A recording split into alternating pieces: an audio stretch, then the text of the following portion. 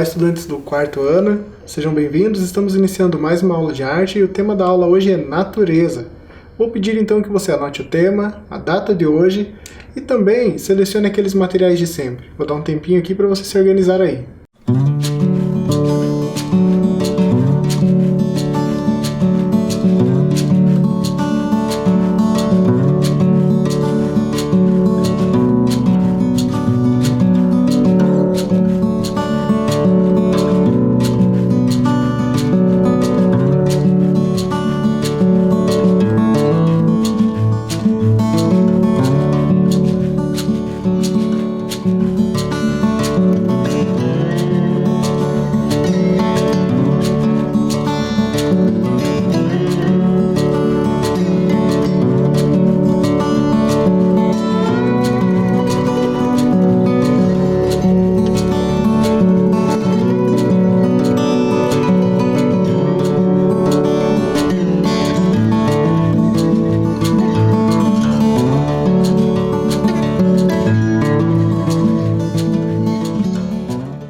Muito bem, esse tema é muito abrangente, né, na arte e bem recorrente também. Nós vamos ver várias situações aqui em que a natureza está presente na arte. Antes a gente vai ver aqui uma definição de uma e de outra coisa, tá? O que é a arte, né? A arte é o conjunto de meios e procedimentos para a obtenção de finalidades práticas ou a produção de objetos. A arte também está relacionada à técnica, também relacionada, por sua vez, a artifício, e a gente entende que também tem relação com o artificial, certo? Já a natureza, por sua vez, diz respeito ao mundo material em que vive o ser humano e existe independentemente das atividades humanas. É o conjunto também de elementos como mares, montanhas, árvores, animais, etc., do mundo natural. Então, olhando as duas definições, nós podemos pensar que já são coisas contraditórias aqui, né? A arte diz respeito, então, à técnica, artifício, artificial, enquanto a natureza é algo que já existe sem a intervenção do homem, né? Mas nós vamos ver como, em alguns momentos, o homem vai intervir e usá-la como tema no seu trabalho, né? Na sua obra. O primeiro exemplo que eu vou trazer aqui é o gênero conhecido como paisagem. A paisagem é um dos gêneros tradicionais da arte. O lado de retrato, natureza morta, que também vamos ver, abstracionismo. Só uma definição de paisagem. É um termo utilizado para a arte que representa cenas da natureza, como montanhas, vales, rios, árvores e florestas. Então o gênero da paisagem ele se ocupa principalmente em trazer-nos essas cenas. E nós vamos ver como isso vai se desdobrar até os nossos dias atuais, né? Começando primeiramente com a representação da paisagem e hoje com a intervenção na paisagem. Aqui eu trouxe um exemplo então de representação da paisagem. O artista Caspar David Friedrich, que é um alemão do período do romantismo, ele é um dos mais emblemáticos pintores de paisagem, né? Eu trouxe justamente dois trabalhos dele, para a gente pensar como a paisagem ganha um valor simbólico no trabalho de artistas como ele. Isso era bem comum e recorrente também no romantismo. Então a natureza aqui, ela se apresenta em toda a sua imponência, né? E os artistas românticos pintavam as paisagens não somente para registrar uma cena, né, natural, enfim, mas eles queriam transmitir toda a essência da natureza nas suas pinturas. Por isso que tem uma questão simbólica muito forte os trabalhos do Friedrich. Esse trabalho é de 1831. É uma tela com tinta a óleo, né? Era a técnica que ele principalmente usava. Logicamente que também que ele pintava outros motivos, mas ele fica muito mais conhecido pelas suas paisagens. Aqui a gente vê outro, né? O título dessa é Recifes Rochosos na Orla Marítima. Então é uma paisagem noturna. Observem os elementos, a linha do horizonte. Quase sempre na paisagem nós vamos ter essa divisão entre o céu e a terra, né? Pensando essa porção. A gente fez inclusive aqui um exercício de projeção tridimensional em que traçávamos uma linha do horizonte. A linha do horizonte é essa linha que divide aquilo que está no céu e aquilo que está na terra. Então é muito comum vermos trabalhos em que essa linha está mais em cima, mais embaixo, né? Vai daquele efeito que você quer trazer no seu trabalho. Eu vou começar aqui pedindo que você faça um exercício, né? Um exercício de contemplação, de observação e de desenho também. O que você vai fazer nesse exercício? Você vai até a sua janela, você vai escolher uma vista de uma das suas janelas, e você vai fazer um desenho, pode ser um esboço, um desenho rápido, dessa paisagem. Só que com um detalhe, você vai ignorar tudo o que é artificial nessa sua paisagem. Você só vai tentar representar, retratar aí coisas naturais. Então, árvores, né, ou a vegetação, montanha, o que você conseguir captar dessa sua paisagem de elementos naturais, excluindo os elementos artificiais, como casas, ruas de asfalto, carros e aí por diante, certo? Vou dar um tempo aqui para você. Primeiro você vai observar, depois você vai fazer o esboço. Pode deixar em branco esses espaços que tinham esses objetos, tá? O importante aqui é só trazer essa vegetação. Tente ocupar o máximo possível da sua folha. Vamos lá então.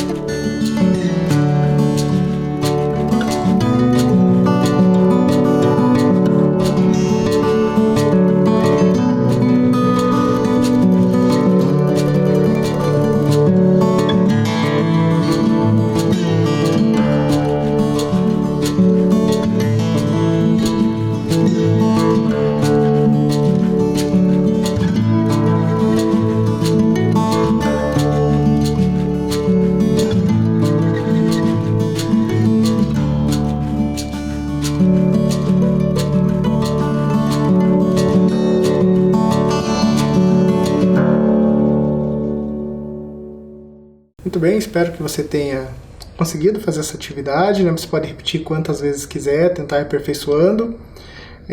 Se não deu tempo de terminar, não tem problema. Quando acabarmos a aula, você retoma ela.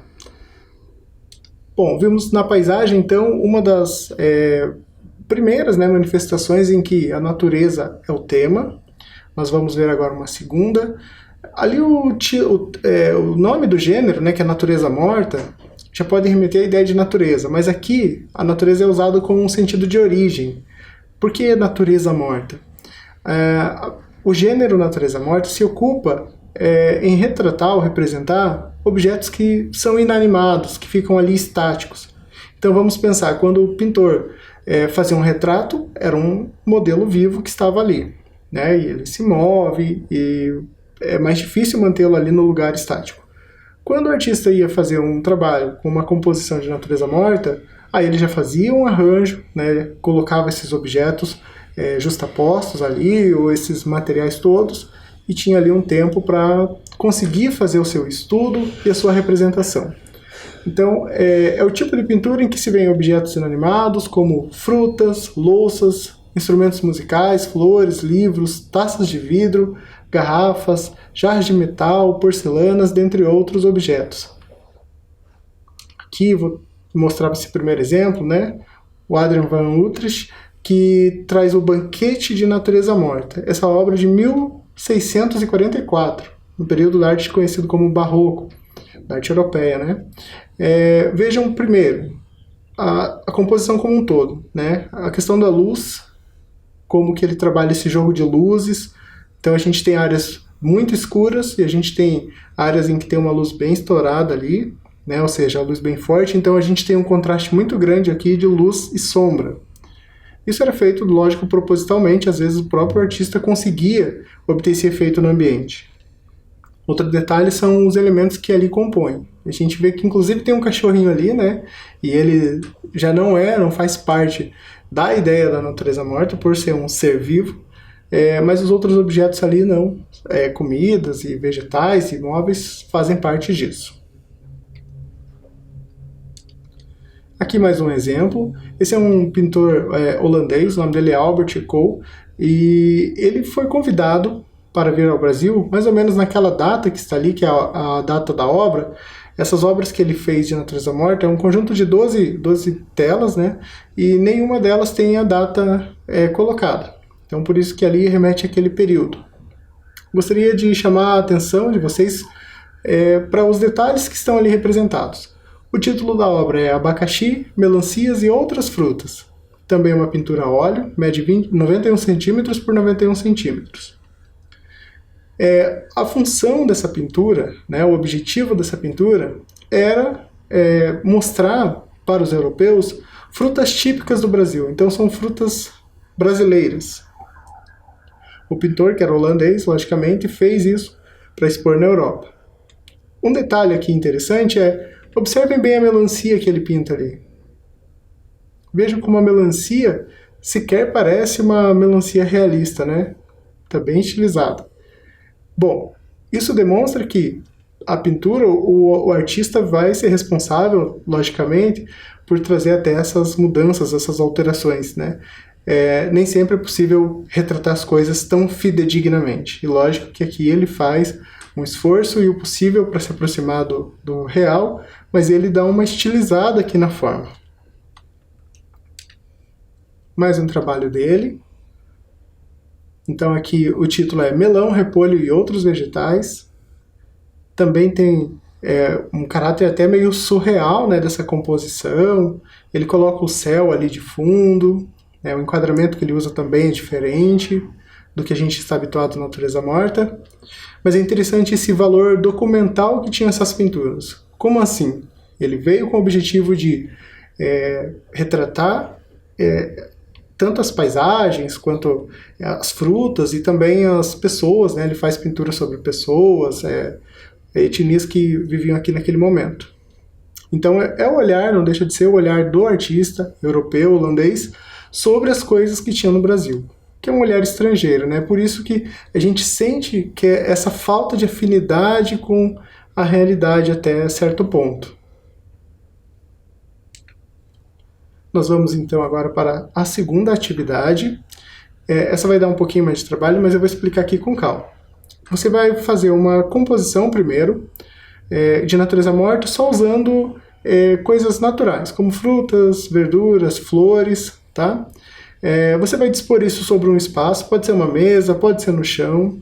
Tente também ver a questão da iluminação, se você vai usar a iluminação natural ou artificial, se vai ter um contraste alto ou não.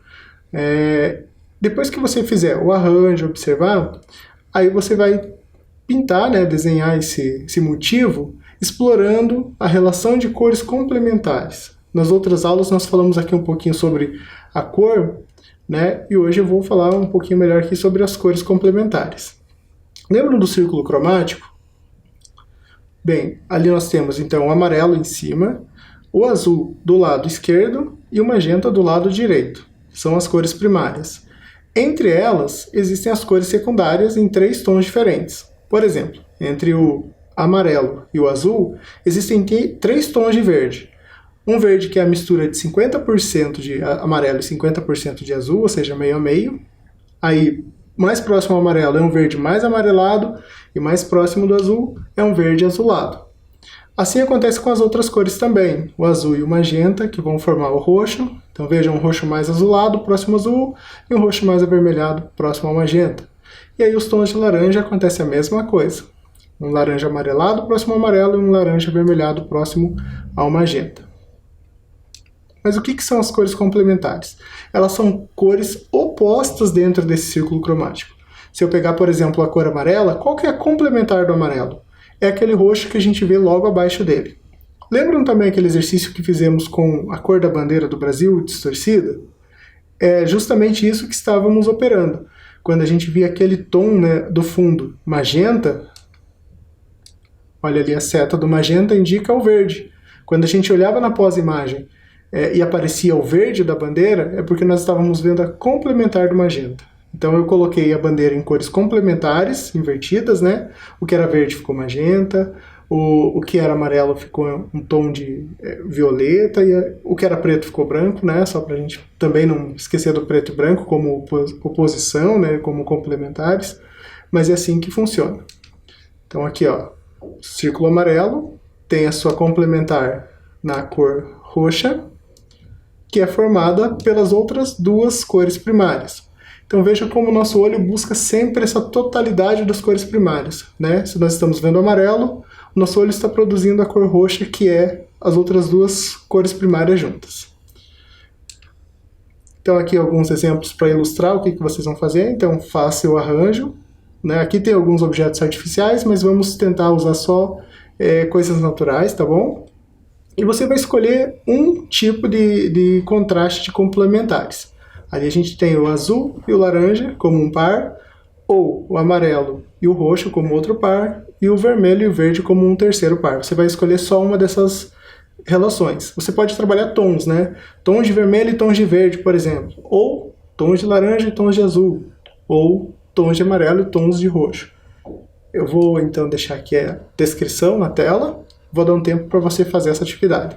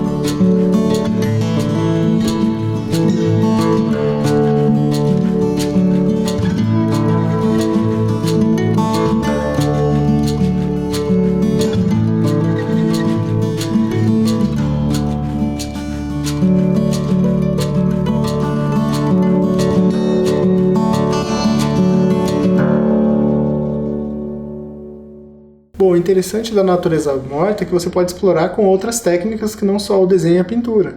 É possível também explorar na fotografia, né? É bem comum isso dentro da fotografia. É legal a natureza morta porque ela não é só um gênero de estudo, né? Ela se coloca ali como um gênero de importância tal qual o retrato ou a paisagem.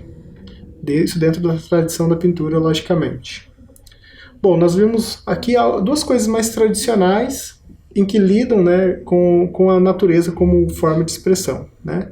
A paisagem e a natureza morta. Agora, mais para a arte contemporânea, nós vemos que a natureza vem sendo objeto tanto de tema, de estudo, como o próprio objeto da arte, né? Como é o caso da arte ambiental. O que é a arte ambiental? São abordagens históricas da natureza. Tanto essa ideia de paisagem, a natureza morta, também vai aparecer aqui de alguma forma na arte ambiental. São obras com motivação ecológica e às vezes política. Então nós vivemos num mundo em que a questão ambiental é muito forte e muitos artistas são ativistas, inclusive, né, e se colocam nesse papel e produzem sua arte, às vezes como crítica, às vezes como cobrança mesmo de políticas públicas de preservação do sistema, né, do meio ambiente e assim por diante. Além de questões formais, busca relacionamento com sistemas, processos e fenômenos sobre questões sociais. Converte o meio ambiente na própria obra.